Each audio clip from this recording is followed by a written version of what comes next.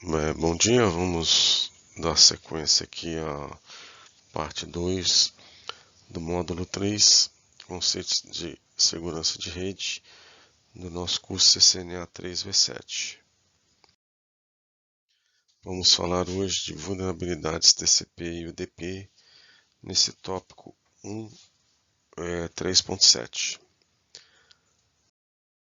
Então, o cabeçalho TCP, como vocês já devem ter visto, CCNA 2 e 1, as informações de segmento TCP aparecem logo após o cabeçalho IP. E os campos de segmento TCP e os sinalizadores para o campo de bits são exibidos aí na figura apresentada aí. Vocês têm o comprimento do cabeçalho, header length, o controle de bits, que são 6 bits. Então, nós temos aí os 6 bits de controle do TCP/IP. Urge de indicador de urgência para esse pacote. ACK, o campo indicador de confirmação de recebimento de um pacote TCP. Push, função push. RST, estabelecer uma conexão. Sim, sincronizar números de sequência. E fim, de não há dados mais remotos. Os serviços TCP, continuando aqui, fornecidos pelo TCP são: primeiro, o TCP realiza uma entrega confiável porque ele incorpora confirmações para garantir a entrega dos seus pacotes. Se uma confirmação não for recebida a tempo, o remetente deverá retransmitir os dados. Exigir reconhecimento dos dados recebidos pode causar atrasos substanciais. Por exemplo, os protocolos da camada de aplicação que usam a confiabilidade do TCP incluem HTTP, SSL, TLS, FTP, transferência de zona DNS e outros. Controle de fluxo também é realizado pelo TCP para solucionar esse problema da entrega confiável. Em vez de reconhecer um segmento de cada vez, o TCP reconhece vários segmentos com um único segmento de reconhecimento. Comunicação de estado. Comunicação com o estado TCP entre duas partes ocorre durante o handshake triplo, o aperto de mão triplo do TCP. Mostrado aí nessa figura, onde o lado esquerdo, a estação manda um SYN, o SYN é recebido pelo destino, o destino manda um SYN e um ACK, a estação da esquerda recebe, e manda então estabelece então a conexão, a partir dessas três opções aí, enviando um ACK. O cliente iniciador então requisita uma sessão de comunicação cliente-servidor com servidor. O servidor confirma a sessão de comunicação do cliente-servidor e requisita uma sessão de comunicação de cliente-servidor. O cliente iniciador confirma a sessão de comunicação de cliente-servidor. Bom, como a gente está falando de segurança, nós temos então que falar de ataques de inundação sem TCP. O agente de ameaças, que está aí em vermelho, número 1, com a estação de trabalho em cor vermelha, envia várias solicitações de SYN para um servidor web. Está do lado direito aí da figura. O servidor web reconhece com SYN-ACKs para cada solicitação de SYN e aguarda a conclusão do aperto de mão triplo. O agente da ameaça não responde ao SYN-ACKs. um usuário válido não pode acessar o servidor web porque o servidor web possui muitas conexões TCP abertas pela metade, ficando indisponível.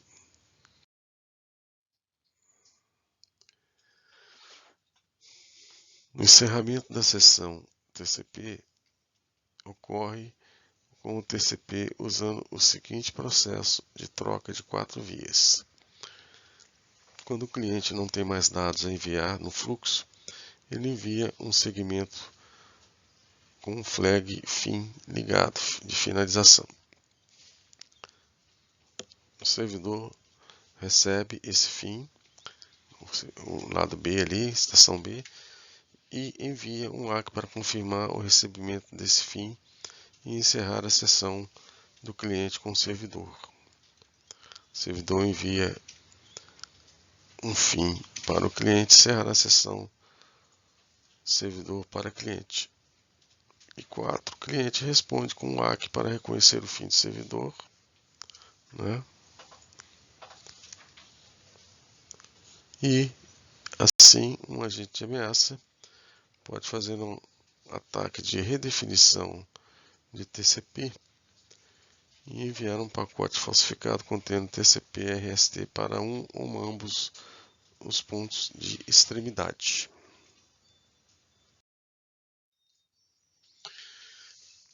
Sequestro de sessão é outra vulnerabilidade do TCP. Embora seja difícil de ser realizado, um agente de ameaça assume um host já autenticado quando ele se comunica com o alvo. O agente de ameaça deve ter que falsificar o endereço IP de um dos hosts, prever o próximo número de sequência e enviar um ACK para o outro host. Se for bem sucedido, o agente de ameaça poderá enviar, mas não receber dados do dispositivo destino.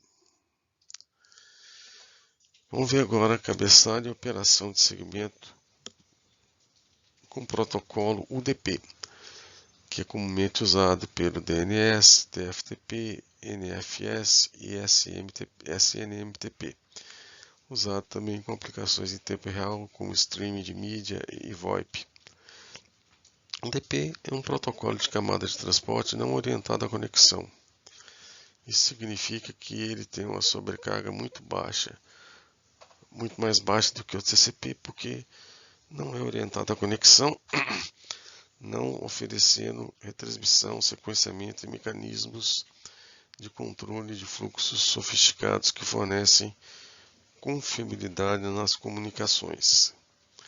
Essas funções são fornecidas pelo protocolo da camada de transporte e devem ser implementadas em outro local se necessário.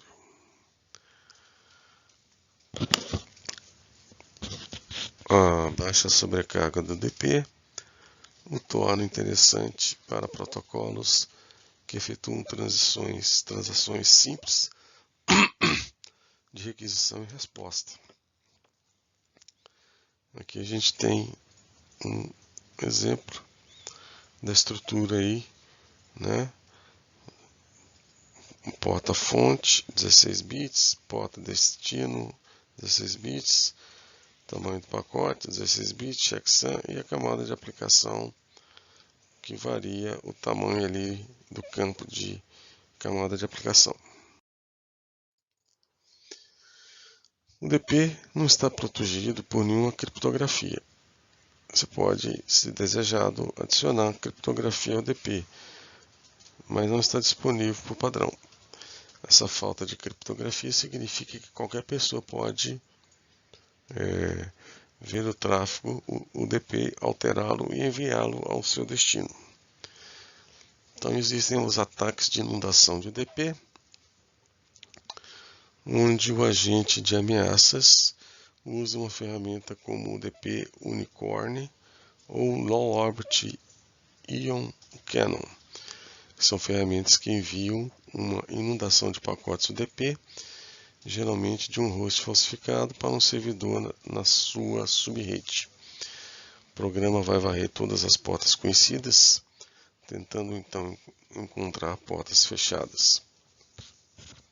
Isso vai fazer com que o servidor responda com com uma mensagem inacessível da porta ICMP.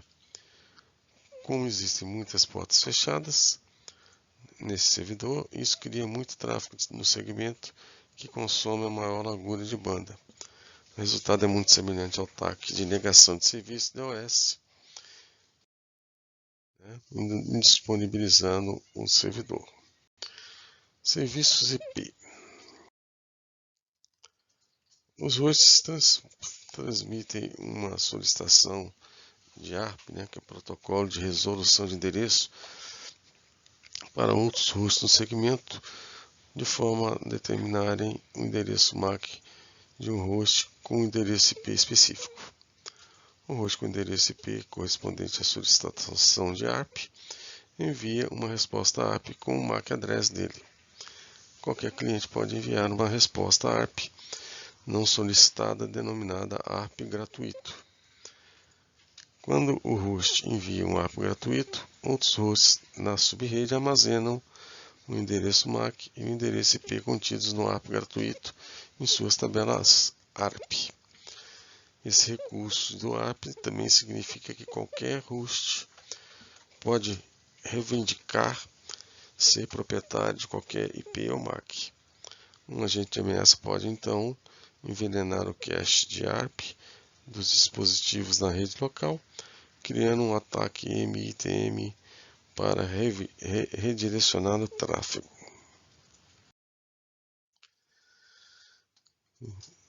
Então vamos falar do envenenamento de cache ARP, que é um ataque que pode ser usado para iniciar vários ataques do tipo Man in the Middle, homem no meio.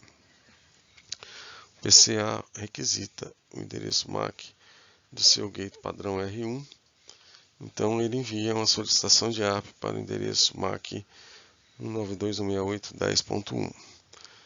R1 realiza seu cache ARP com o endereço IP e MAC do PCA, e R1 envia a resposta ARP ao PCA, que atualiza seu cache ARP com os endereços IP e MAC de R1. O agente de ameaça envia duas respostas ARP gratuitas falsificadas, usando seu próprio endereço MAC para os endereços IP destino indicados. O PCA atualiza seu cache ARP com seu gate padrão, que agora está apontando para o endereço MAC do host do agente da ameaça. O R1 também atualiza seu cache ARP com o endereço IP do PCA, apontando o endereço MAC do agente da ameaça. Portanto, esse ataque de envenenamento ARP pode ser passivo ou ativo. Esse envenenamento ARP passivo é onde os atores de ameaças roubam informações confidenciais. E o envenenamento ARP ativo é onde os agentes de ameaça modificam os dados em trânsito ou injetam dados maliciosos.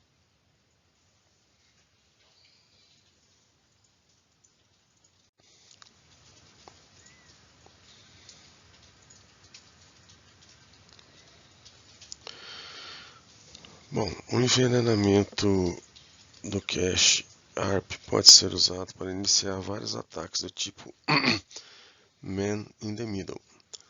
O PC1 requer o endereço MAC do seu gate padrão e envia uma solicitação de ARP para o endereço MAC apresentado. Como a gente falou, esse vídeo de falsificação do endereço ARP é apresentado aí na plataforma. E é interessante vocês visualizarem e acompanharem esse vídeo. Ataque DNS. O protocolo de serviço de nome de domínio DNS define um serviço automatizado que corresponde a nomes como www.cisco.com com o respectivo endereço de rede numérico necessário, como endereço IPv4 ou IPv6. Ele inclui o formato para consultas, respostas e dados, e usa registros de recursos CRR para identificar o tipo de resposta DNS. A proteção do DNS geralmente é ignorada. No entanto, é crucial para a operação de uma rede e deve ser protegido adequadamente. Os ataques de DNS incluem os seguintes: ataque de resolvedor aberto de DNS, ataques furtivos de DNS, ataques de sobreamento de domínio DNS, ataques de tunelamento de DNS, e esses ataques são detalhados aí nessa tabela aqui, onde você tem vulnerabilidades de resolvedor DNS na esquerda, com as respectivas descrições na direita. Por exemplo, ataque de envenenamento de cache de DNS. Os agentes de ameaça enviam informações aí de recurso de registro falsificado e falsificado RR a um resolvedor DNS para redirecionar usuários de sites legítimos para sites maliciosos.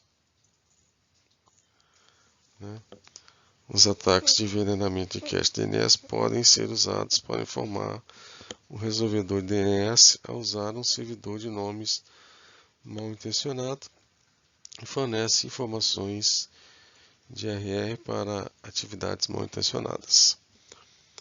Ataques de amplificação e reflexão de DNS são ataques onde os agentes de ameaça usam ataques DOS ou DDoS em resolvedores abertos do DNS, de forma a aumentar o volume de ataques e ocultar a verdadeira fonte de um ataque. Os agentes de ameaça enviam mensagens DNS para os resolvedores abertos usando o endereço IP de um host de destino. Esses ataques são possíveis porque o resolvedor aberto responderá às perguntas de qualquer pessoa que faça uma pergunta. E finalmente o ataque de utilização de recursos de DNS, onde o ataque DOS que consome os recursos dos resolvedores abertos de DNS ocorre. Esse ataque do DOS consome todos os recursos disponíveis para afetar negativamente as operações do resolvedor de DNS aberto. O impacto desse ataque pode exigir que o resolvedor aberto seja reinicializado ou que os serviços sejam interrompidos ou reiniciados.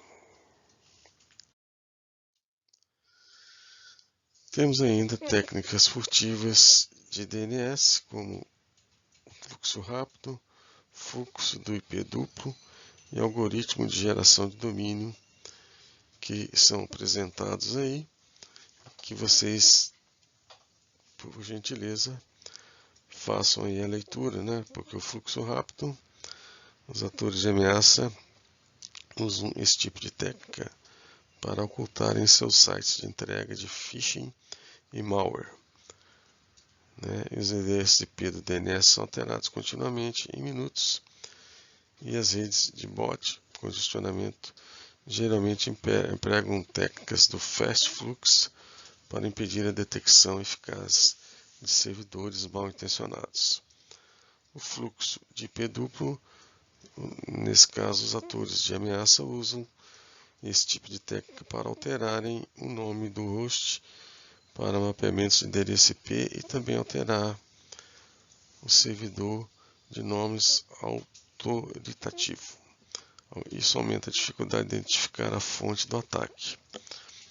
Em algoritmos de geração de domínio, os atores de ameaça usam essa técnica em malware para gerar aleatoriamente nomes de domínio que podem ser usados como pontos de encontro para servidores de comando e controle, C&C. Continuando ainda com nossos ataques de DNS, ataques de sombreamento de domínio DNS é um tipo de ataque. O sombreamento de domínio envolve o agente de ameaças, o qual coletará credenciais de conta do domínio para silenciosamente criar vários subdomínios que serão usados durante os ataques. Esses subdomínios normalmente apontam para servidores mal intencionados, sem alertar o proprietário real do domínio pai. Esses subdomínios normalmente apontam para servidores então mal intencionados, sem alertar para o proprietário real do domínio pai. Tunelamento DNS. Os agentes de ameaça usam tunelamento DNS e colocam tráfego que não é de DNS dentro do tráfego DNS. Esse método geralmente contorna as soluções de segurança quando um agente de ameaça deseja se comunicar com bots dentro de uma rede protegida ou extrair dados da organização. É assim que o tunelamento de DNS funciona para comandos CNC enviados para uma botnet. Os dados do comando são enviados em vários pedaços codificados. Cada pedaço é colocado em um rótulo de nome de domínio de nível inferior na consulta de DNS. Como não há resposta do DNS local ou em rede para a consulta, a solicitação é enviada aos servidores de DNS recursivos do ISP. O serviço DNS recursivo encaminhará a consulta ao servidor de nomes onde o agente de ameaça possui autoridade. O processo é repetido até que todas as consultas que contêm os pedaços sejam enviadas. Quando o servidor de nomes autoritativo do agente de ameaça recebe as consultas DNS dos dispositivos infectados, ele envia respostas para cada consulta de DNS que contém os comandos CNC codificados e encapsulados.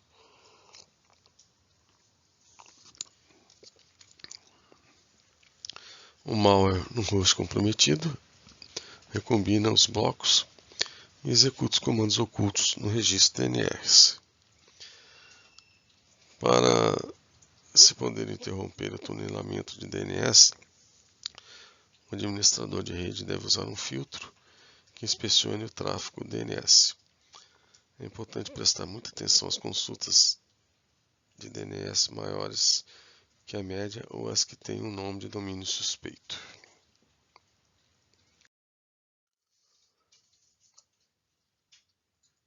DHCP. Os servidores DHCP fornecem dinamicamente informações de configuração IP aos clientes. Na figura ao lado, um cliente transmite uma mensagem de descoberta de DHCP. Cliente ali: eu gostaria de requerer um endereço. I would like to request an address. O DHCP responde com uma oferta direta unicast que inclui informações de endereçamento que o cliente pode usar. DHCP offer unicast IM DHCP AVR1. Eu sou o DHCP AVR1. Aqui está um endereço que você pode oferecer. E oferece o endereço, com a submáscara de rede e o gateway default.